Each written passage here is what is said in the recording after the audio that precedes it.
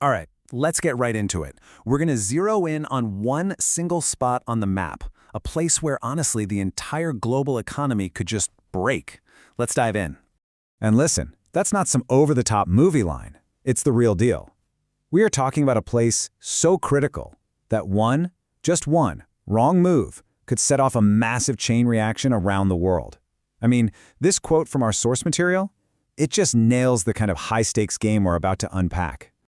Okay, so what is this place? And how does it have so much power over all of us? Let's get into why it's so incredibly important. So here it is, the Strait of Hormuz. You can think of it as the planet's main artery for energy.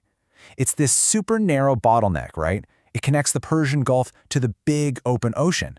And get this, something like a fifth of all the world's oil has to squeeze through this tiny little channel every single day. And that right there is the key. This isn't just about a few oil tankers getting delayed. No. If something happens here, it's not a local problem. It's a global one. The entire economic system, the one that pretty much runs on all that energy, it would get hit with a massive shock, like instantly. Well, when the stakes are that high, you could bet it's going to draw a crowd. This little choke point has basically turned into a stage for a massive military buildup. So let's take a look at what that actually means on the water. Right. And these aren't just ships sailing by to show the flag. We're talking about a very deliberate strategy. They're moving in serious hardware, destroyers, aircraft carriers, the whole 9 yards. And the goal? It's super simple, and it's absolute. Control. They're there to control this waterway. And it's not just what you can see on the surface. It's a multi-layered game.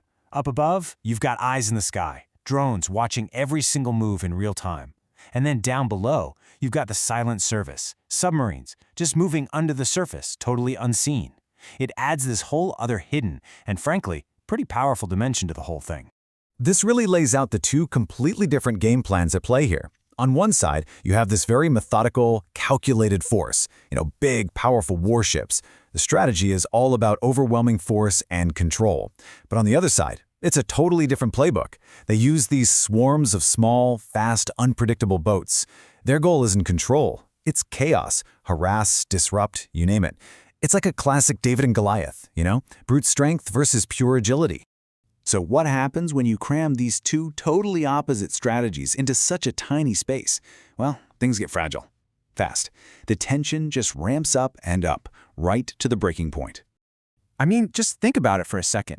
In a place this tense, it doesn't take much. A single warning shot, heck, even a technical glitch or just a simple misunderstanding.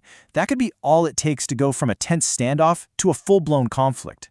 That line between just posturing and actually provoking something, it's razor thin. And this is the heart of it all. You've got two sides staring each other down. They know exactly what the other is capable of, and they're locked in this direct face-off. And trust me, they're not the only ones watching. Every major government, every global market, all eyes are on this exact spot, waiting to see what happens next. Okay, so let's pull back for a minute. Let's zoom out from the immediate crisis and really think about what would happen to all of us if this strait actually shut down. Yeah, this is the question that probably keeps a lot of economists and world leaders awake at night. And it's not just some academic what-if. It's a real scenario with very, very real and very immediate consequences.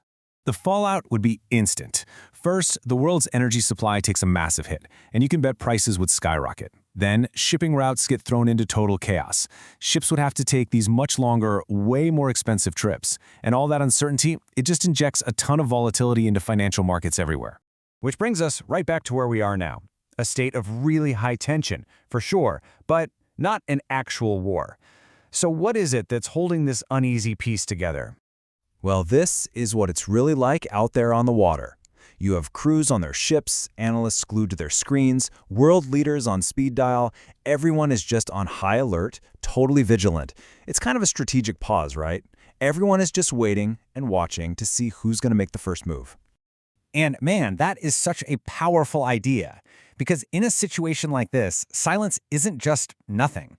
It's packed with meaning. The fact that no one is shooting, the deliberate choice not to cross some invisible line, the careful way they move their ships around, it's all a kind of communication. It's a threat, it's deterrence, it's even a weird kind of negotiation, and it's all happening without anyone saying a word.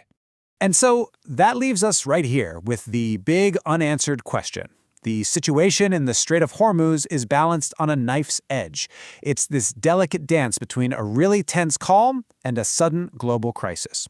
And maybe the only thing we know for sure is that no matter which way it goes, the whole world is going to feel it.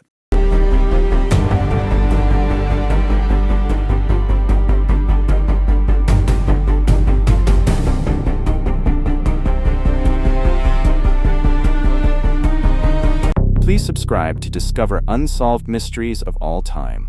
Include a mix of ancient mysteries, famous disappearances, unexplained phenomena, and historical enigmas from around the world. Thanks.